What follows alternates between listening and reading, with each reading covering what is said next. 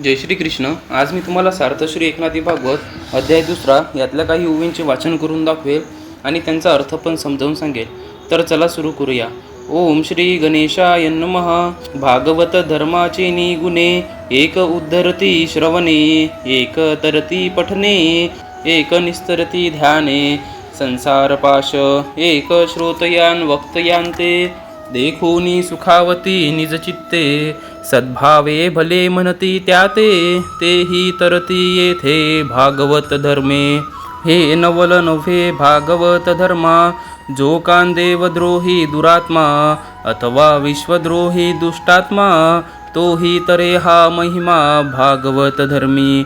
हृदयी धरितान भागवत धर्म, अकर्म्यांचे निर्दळी कर्म, अधर्म्याचे निर्दळी धर्म, दे उत्तमोत्तम पदप्राप्ती. जेथ रिघाले भागवत धर्म, तेथ निर्दळे कर्मा कर्म विकर्म, निंदा द्वेष क्रोध अधर्म, अविद्येचे नाम उरो नेदी. ते भागवत धर्मी अत्यादर, श्रद्धेने केला प्रश्न तुवान थोर, निज भाग्ये तू अति उदार, परम पवित्र वसुदेवान.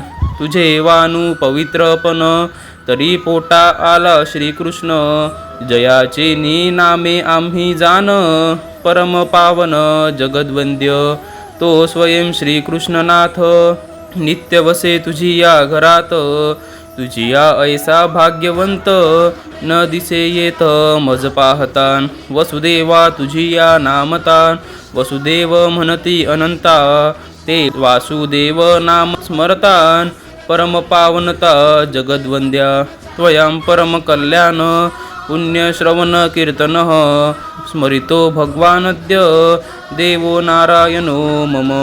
ज्याचे गुण लीला आणि नाम इत्यादींचे श्रवण तथा कीर्तन हे पतितांनाही पावन करणारे आहे, त्या परम कल्याण स्वरूप माझे आराध्य दैवत भगवान नारायणांचे तुम्ही मला स्मरण करून दिले आहे. ज्याचे नी श्रवणे वाढे पुण्य, ज्याचे नी नामे झडे भवबंधन, तो सद्य स्मरविला तुवा नारायण. तुझी वाचा कल्याण वसुदेवा, तुझा आजी एकांताची प्रश्न, पूर्ण प्रगटला नारायण. मज तुझा हा उपकार पूर्ण, तू परम कल्याण वसुदेवा. आशकान ऐकोनी नारदाचे वचन, झने विकल्प धरिल मन, यासी पूर्वी होते विस्मरण, आता जाहले स्मरण.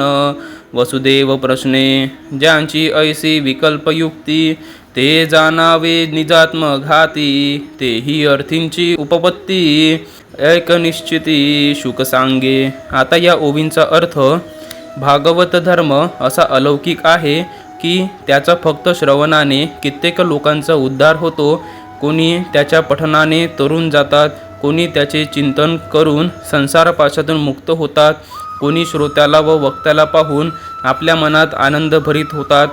सद्भावनेने जे त्यांना भले म्हणतात, ते सुद्धा या भागवत धर्माने तरुण जातात. यातही मोठे नवल असे काही नाही, पण जो देवाचा द्रोह करणारा दुरात्मा असतो किंवा सारे विश्वाचा द्रोह करणारा दुष्ट असतो, तो सुद्धा या भागवत धर्माने तरुण जातो, असा याचा श्रेष्ठ महिमा आहे. भागवत धर्म जर हा हृदयामध्ये स्थिर केला, तर दुराचाराचे दुष्कर्म व अधार्मिकाचा अधर्म याचेही निरसन करून त्याला उत्तम श्रेष्ठ पद प्राप्त करून देतो.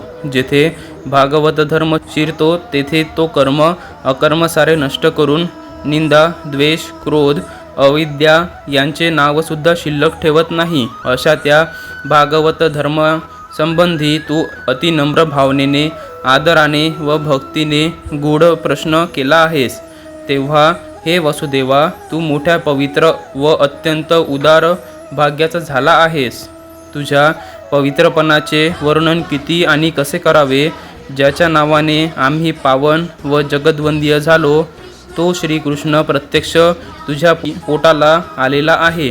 तू स्वतः श्रीकृष्णनाथ तुझ्या घरात नित्य वास्तव्य करीत आहेत. त्यामुळे तुझ्या एवढा भाग्यवान मला दुसरा कोणी दिसत नाही.